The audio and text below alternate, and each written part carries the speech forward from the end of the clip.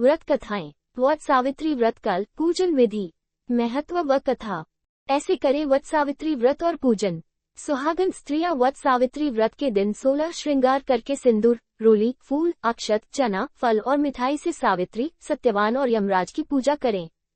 यह व्रत करने वाली स्त्रियों को चाहिए कि वह वट के समीप जाकर जल का आचमन लेकर कहे, ज्येष्ठ मात्र कृष्ण पक्ष त्रयोदशी अमुकवार में मेरे पुत्र और पति की आरोग्यता के लिए जन्म जन्मांतर में भी मैं विधवा न हूँ, इसलिए सावित्री का व्रत करती हूँ।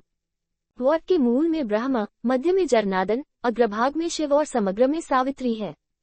हे वट, अमृत के समान जल से मैं तुमको सींचती हूँ।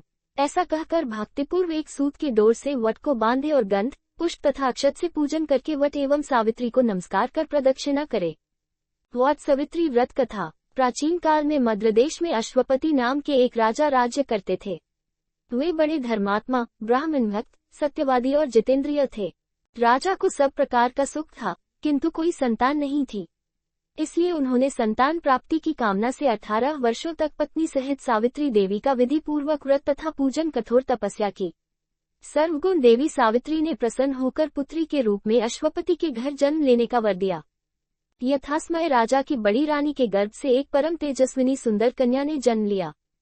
राजा ने उस कन्या का नाम सावित्री रखा। राजकन्या शुक्ल पक्ष के चंद्रमा की भांति दिनों दिन बढ़ने लगी। धीरे धीरे उसने युवावस्था में प्रवेश किया। उसके रूप लावण्य को जो भी देखता उस पर मोहित हो जाता। कन्या के युवा होने पर अश्वपति ने सावित्री के विवाह का विचार किया। राजा के विशेष प्रयास करने पर भी सावित्री के योग्य कोई वर नहीं मिला। उन्होंने एक दिन सावित्री से कहा, बेटी, अब तुम विवाह के योग्य हो गई हो, इसलिए स्वयं अपने योग्य वर की खोज करो। पिता की आज्ञा स्वीकार कर सावित्री योग्य मंत्रियों के साथ स्वर्ण रथ पर बैठकर यात्रा के लिए निकली। कुछ दिनों तक ब्रह्मर्षियों और राजर्षियों के तपोवनों और तीर्थों में भ्रमण करने के बाद वह राजमहल में लौट आई। उसने पिता के साथ देवर्षि नारद को बैठे देखकर उन दोनों के चरणों में श्रद्धा से प्रणाम किया। महाराज अश्वपति ने सावित्री से उसी यात्रा का समाचार पूछा। सावित्री ने कहा, पिताजी, तपोवन में अपने माता पिता के साथ निवास कर रहे द्युमत्सेन के पुत्र सत्यवान सर्वथा मेरे योग्य हैं। अतः सत्यवान की कीर्ति सुनकर उन्हें मैंने पति रूप में वरण कर लिया है। नारद जी सत्यवान तथा सावित्री के ग्रहों की गणना कर राजा अश्वति से बोले, राजन, सावित्री ने बहुत बड़ी भूल कर दी है। सत्यवान के पिता शत्रुओं के द्वारा राज्य से वंचित कर दिए गए हैं। वे वन में तपस्वी जीवन व्यतीत कर रहे हैं और अंधे हो चुके हैं। सबसे बड़ी कमी यह है कि सत्यवान की आयु अब केवल 1 वर्ष ही शेष है और सावित्री के 12 वर्ष की आयु होने पर सत्यवान की मृत्यु हो जाएगी। नारद जी की बात सुनकर राजा अश्वपति व्यग्र हो गए। उन्होंने सावित्री से कहा, बेटी, अब तुम फिर से यात्रा करो और किसी दूसरे योग्य वर का वरण करो। सावित्री सती थी। उसने दृढ़ता से कहा, पिताजी, आर्य कन्या होने के नाते जब मैं सत्यवान का वरण कर चुकी हूँ तो अब सत्यवान चाहे अल्पायु हो या दीर्घायु, अब तो वही मेरे पति बनेंगे। जब मैंने एक बार उन्हें अपना पति स्वीकार कर लिया, फिर मैं दूसरे पुरुष का वरण कैसे कर सकती हूँ। सावित्री का निश्चय दृढ़ जानकर महाराज अश्वपति ने उसका विवाह सत्यवान से कर दिया। सावित्री ने नारद जी से सत्यवान की मृत्यु का समय ज्ञात कर लिया तथा अपने श्वसुर परिवार के साथ जंगल में रहने लगी। धीरे धीरे वह समय भी आ पहुंचा जिसमें सत्यवान की मृत्यु निश्चित थी।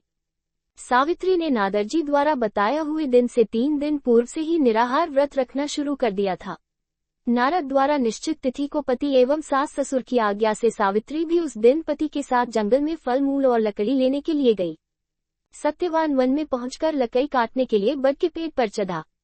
अचानक वृक्ष से लकड़ी काटते समय सत्यवान के सिर में भान्य कर पीड़ा होने लगी और वह पेड़ से नीचे उतरा। सावित्री ने उसे बड़ के पेड़ के नीचे लिटाकर उसका सिर अपनी गोद में रख लिया। कहीं कहीं ऐसा भी उल्लेख मिलता है कि वट वृक्ष के नीचे लेटे हुए सत्यवान को सर्प ने डस लिया था।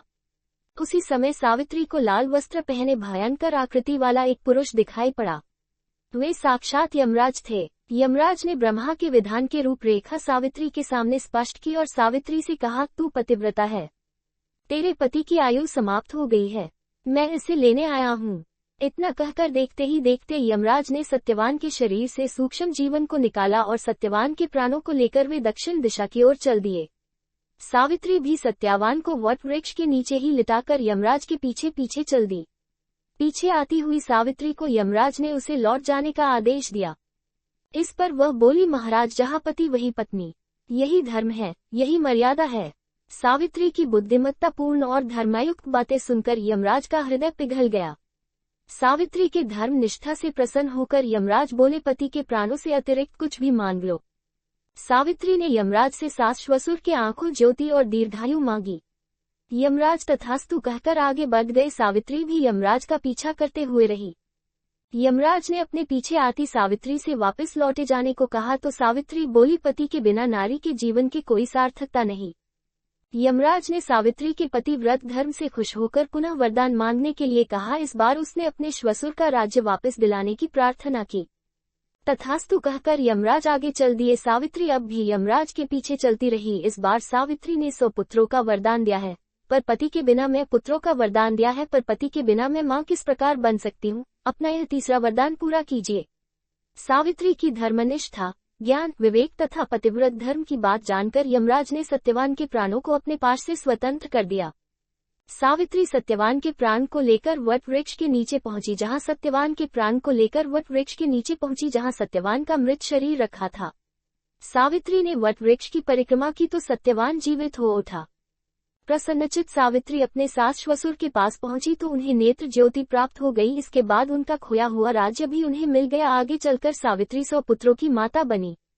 इस प्रकार सावित्री ने सतीत्व के बल पर न केवल अपने पति को मृत्यु के मुख से छीन लिया, बल्कि पतिव्रत धर्म से प्रसन्न कर यमराज से सावित्री ने अपने सास ससुर की आंखें अच्छी होने के साथ राज्य प्राप्त का वर, पिता को पुत्र प्राप्ति का वर और स्वयं के लिए पुत्रवती होने के आशीर्वाद भी ले लिया। तथा इस प्रकार चारों दिशाएं सावित्री के पतिव्रत धर्म के पालन की कीर्ति से गूंज उठी।